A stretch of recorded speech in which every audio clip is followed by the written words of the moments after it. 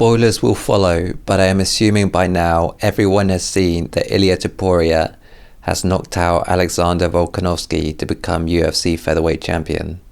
It was a result that I and many others predicted.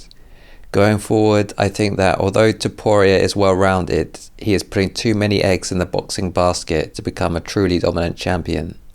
That being said, without a standout challenger, I think it's very possible he can rack up a few more knockouts before such a challenger arrives. With Yair Rodriguez and Brian Ortega set to face off against each other on February 24th, this fight could very well end up becoming a number one contenders fight. If Ortega is able to win this fight, then I think most will see him as a good matchup for Topuria, with another Topuria victory by KO likely. If, on the other hand, Rodriguez wins, then I think things would be significantly more interesting. Going into this fight, a lot of people talked about exploiting Topuria's boxing stance as the key to victory for Volkanovski in terms of leg kicks. Another factor with Topuria's stance that can potentially be his front leg. With Rodriguez having a fast left roundhouse kick and Topuria usually leaning his upper body towards his opponent, I find it credible to imagine Rodriguez having success with kicks to all targets in that fight. The other factor Rodriguez has going for him is he has the kind of spring in his legs to move on the back foot and keep things at long range where he has the advantage.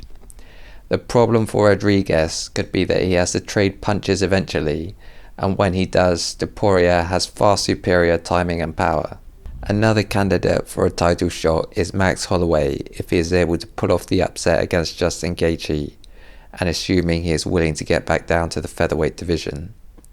The volume striking of Holloway is a good matchup for Topuria in my opinion. Against Arnold Allen, Holloway showed he had good power on a right body kick, and he could also counter-punch at long range. I think this version of Holloway could potentially outpoint Topuria, though I would still make the champion the favourite. Probably the only other immediate option is a rematch between Volkanovski and Topuria. It's possible that Volkanovski could make things interesting by mixing in a wrestling threat. I'm not too interested in seeing that immediately, as I think the chance of a repeat KO is too high. Looking at things longer term, Sean O'Malley has said he wants a fight with Topuria, so that could happen if he wins a few more fights. I think the threat of a Topuria KO is obvious here. That said, O'Malley is the more well-rounded striker offensively, so it's not inconceivable he could deliver an upset.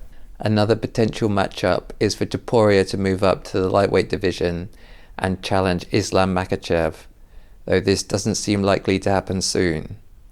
Although Topuria has said he is not particularly interested in this fight, I think if he changed his mind, this would definitely be biting off more than he can chew. If you go back to Islam's first fight against Volkanovski, the team at AKA said they were going to wreck Volkanovski in the tie clinch. Volkanovski, clinch, lot of knees, he's gonna eat a lot of knees, he's gonna take his all energy, tie clinch gonna kill him. Although Islam failed to do it on that occasion, I think he would have a far easier time implementing that game plan against Topuria, due to his habit of leaning his weight over his front leg. From there he could transition to other grappling techniques and take Topuria down. Considering these factors and the fact that Islam is hard to catch at long range, I think it would be a classic Islam performance where he drowns his opponent. Movsar Evloev and Arnold Allen are other potential contenders, but it's not clear if either will make it to the title shot. Let me know in the comments who you think can be the man to potentially dethrone Topuria. I suspect the things I have said about his boxing focus will be unpopular with some, especially crossover boxing and MMA fans. That said, since the beginning of MMA, some people have been saying that boxing is going to become the dominant martial art in the sport, but it's never really turned out that way.